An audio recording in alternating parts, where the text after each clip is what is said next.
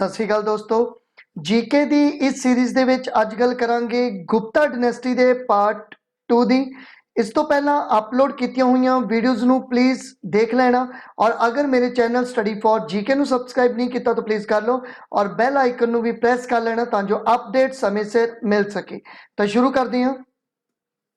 The most beautiful marble sculpture of Buddha of Gupta times is found at देखो Gupta dynasty ਦੇ ਸਮੇਂ जो गौतम बुद्ध ਦਾ marble sculpture बनाया गया वो कित्थों मिले तो वो मिले साराबात नियर काशी। तो इसका राइट आंसर है ए।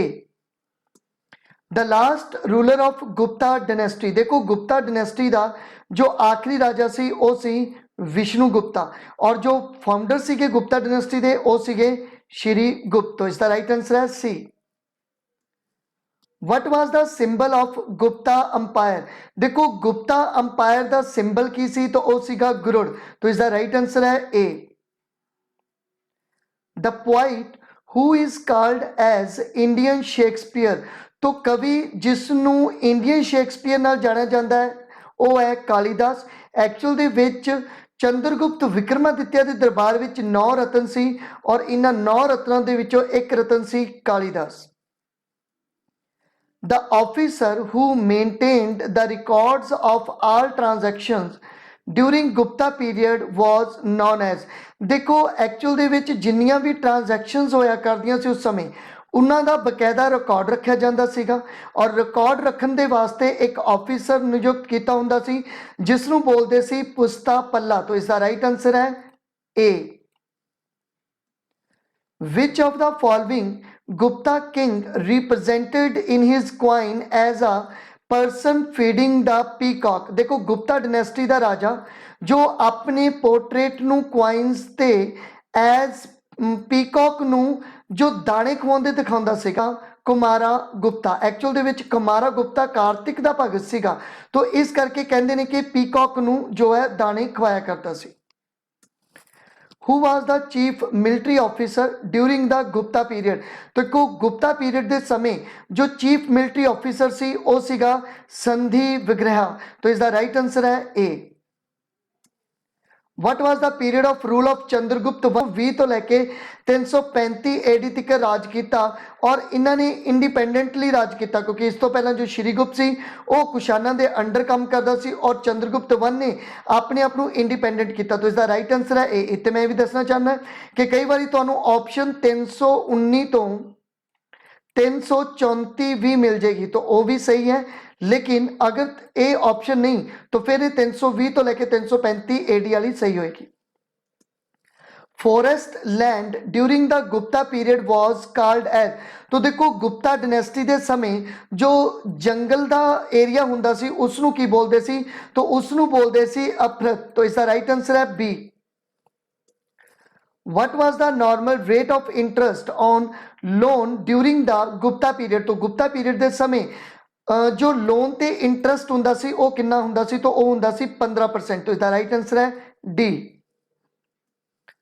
Who wrote आर्यभट्टनम सूर्य सिद्धांता तो देखो आर्यभट्टनम सूर्य सिद्धांता जो बुक है वो किसने लिखी तो वो लिखी आर्यभट्ट ने। एक काफ़ी इंपॉर्टेंट क्वेश्चन है और अगर मैं आर्यभट्ट की गल करा तो ये भी चंद्रगुप्त विक्रमादित्य के 9 रत्नों के विचों एक सीगे। Which of the following were the main commercial town during the Gupta period Gupta period के समय जो मेन कमर्शियल टाउन सी वो केड़े केड़े सी तो देखो उहदे विच पाटलिपुत्र बनारस कुशांबी तो ये तीनों ही जेड़े सी वो मेन कमर्शियल टाउन सी। तो इसका राइट आंसर है डी। लेकिन अगर इस दे नाल तुहानू उज्जैन भी आ जाता तो उज्जैन भी उस समय का काफ़ी इंपॉर्टेंट कमर्शियल टाउन सी। तो इसका राइट आंसर है डी। Who wrote अमर कोशा देखो अमर कोशा की गल करा तो काफ़ी इंपॉर्टेंट बुक और अमर कोशा लिखी अमर सिंह ने। तो इसका राइट आंसर सी और ये भी 9 रत्नों के विचों एक सीगे। The Gupta king who has the maximum number of inscription देखो गुप्ता डिनेस्टी का ਉਹ ਕਿਹੜਾ ਰਾਜਾ ਜਿਸ ਦੀਆਂ ਸਭ ਤੋਂ ਜ਼ਿਆਦਾ ਇਨਸਕ੍ਰਿਪਸ਼ਨਸ ਮਿਲੀਆਂ, ਤਾਂ ਉਹ ਹੈ ਕੁਮਾਰਾ ਗੁਪਤਾ 1। ਕੁਮਾਰਾ ਗੁਪਤਾ 1 ਕਾਫੀ ਬ੍ਰਿਧ ਅਵਸਥਾ ਦੇ ਵਿੱਚ ਰਾਜੇ ਬਣਦੇ ਆ, ਲੇਕਿਨ ਫਿਰ ਵੀ ਸਭ ਤੋਂ ਜ਼ਿਆਦਾ ਇਨਸਕ੍ਰਿਪਸ਼ਨ ਜਿਹੜੀਆਂ ਸੀਗੀਆਂ ਉਹ ਇਹਨਾਂ ਦੀਆਂ ਹੀ ਮਿਲੀਆਂ। Who was the greatest scientist and mathematicians of Gupta period? तो वो हैगा आर्यभट्ट, तो इसका राइट आंसर है B. Who was the greatest astrologer of Gupta period? देखो गुप्ता पीरियड के समय जो एस्ट्रोलॉजर सीगे वो केड़े सी, तो वो सी वराह मेहरा, तो इसका राइट आंसर है ए। और वराह मेहरा की अगर गल करा तो ये भी 9 रत्नों के विचों एक सीगी।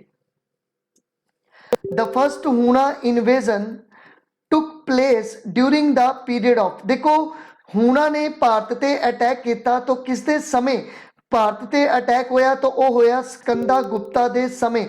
और स्कंदा गुप्ता जिहड़ा सी वह हुणा नूं हरा भी नहीं सकिया सीगा, इस करके गुप्ता डायनेस्टी का जो डाउनफॉल भी शुरू हुंदा है। Who was the leader of हुणा? देखो हुणा का उस समय लीडर सीगा तोरा माना, तो इसका राइट आंसर है B.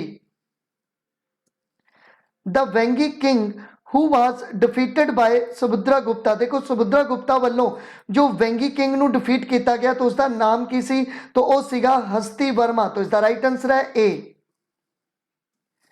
The Gupta king who has the title of Mahendraditya, एक काफी इंपॉर्टेंट क्वेश्चन है कि महेंद्रदित्य का टाइटल किसका सी, तो महेंद्रदित्य का टाइटल सी कुमारा गुप्ता का, तो इसका राइट आंसर है D.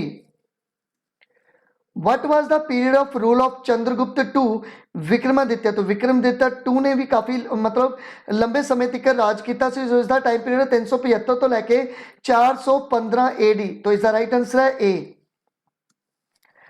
Gupta king share of 1/6 of the produce to be paid by all cultivations was called, देखो जिन्ने भी कल्टिवेटर सी वो अपने प्रोड्यूस का 1/6 हिस्सा राजे नूं दिया करते सी और इसनूं बोलिया जाता सीगा भागा, तो इसका राइट आंसर है B. The Puranas which tells about the Gupta dynasty, देखो गुप्ता डायनेस्टी की जानकारी पुराणों तो मिलती है, और किहड़े किहड़े पुराण सी, तो विष्णु पुराण, भगवता पुराण, ब्रह्मा पुराण, मत्स्य पुराण, तो ये सारे ही पुराण है जिन्हों तो जानकारी मिलती है, तो इसका राइट आंसर है D all of the above. तो मैं तुहानूं कहा सी कि पुराण जिहड़े आ वो गुप्ता डायनेस्टी के समय रीकंपोज किए गए हैं, इस करके पुराणों तो सानूं जानकारी मिलती है गुप्ता डायनेस्टी की। The officer in charge of villas during the Gupta period was called, तो देखो जो विलेज का इंचार्ज होया करता सी गुप्ता डायनेस्टी के समय, तो वो सीगा गोपा, तो इसका राइट आंसर है B. The officer in charge of Vaishya in Gupta period are called as, देखो गुप्ता डायनेस्टी दे विच जो डिस्ट्रिक्ट लैवल हुंदा सी उन्होंने बोलते सी वैश्य, और उसका हैड हुंदा सी वो हुंदा सी वैश्यपति, तो इसका राइट आंसर है बी।